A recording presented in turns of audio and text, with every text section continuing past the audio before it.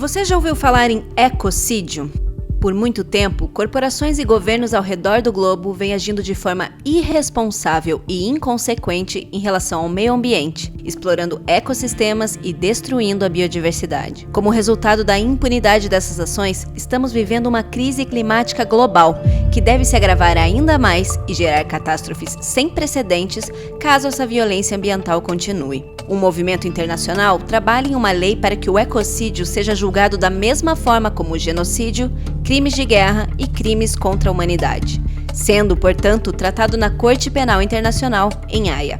Para entender isso melhor, fomos à Suécia cobrir o Estocolmo+50 Climate Hub, evento que reuniu líderes globais para debater ações para acelerar a implementação da Agenda 2030. Ecocide is broadly understood to mean mass damage and destruction of nature.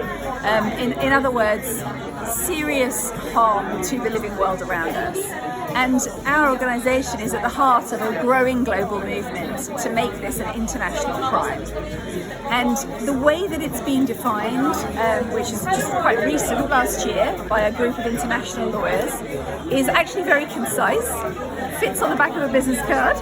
And its ecocide means unlawful or wanton acts committed with knowledge that there is a substantial likelihood of severe and either widespread or long-term damage to the environment being caused by those acts.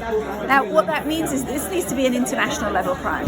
A lei do ecocídio cria mecanismos para impedir que organizações predatórias continuem a se beneficiar financeiramente enquanto praticam crimes ambientais e também para fomentar o desenvolvimento de negócios sustentáveis. Rules in the shape of laws and policy is not conducive for sustainable business. It's actually hindering sustainable business and allowing destruction of nature. So with ecocide law, you get clear rules for everyone to abide by, with accountability to stop impunity of destruction of ecosystems. And that's like the minimal thing we need to do. And we find when we discuss with business that usually this is actually what they are calling for politicians to do, to have rules that make a level playing field for business, so that you get a just competition, so that not some businesses can compete with destruction of nature and making profit, but instead saying no, we have to all care about nature. So this is not about an arbitrary thou shalt not. This is about if we continue to hit these edges, we're going to fall off them. So it's about putting that framework in place that allows businesses to look through that, to apply their strategic thinking and to engage in positive change. In other words, finance tends to flow like water. It will go where there's a path of least resistance. So the important thing is to put the right channels in place that will allow that energy, that finance, that investment, those projects, that strategy to move in a healthier direction. It will also allow businesses to better manage risk and also deal with climate adaptation and mitigation. Sustainability is about doing some things more, but it's actually also about stop doing some things. So of course this will be a barrier for business that is destructive.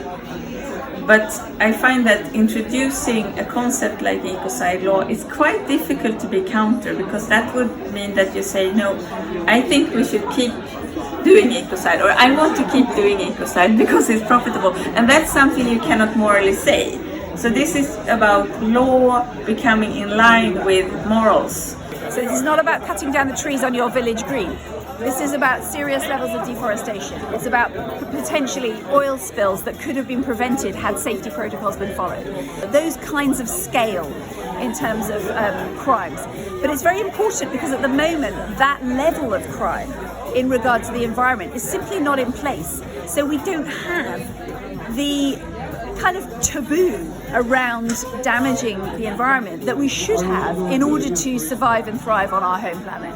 This is going to be really important for the corporate sector, for all sectors in industry, because what it can be treated as is a kind of a lens through which to look and to re-examine all the methods, the practices, the scale at which we operate. And to do so with an outer parameter that we know is being dictated by what is actually feasible on the planet. Our focus is not so much about taking people to court, but it's actually about preventing destruction of of nature to happen.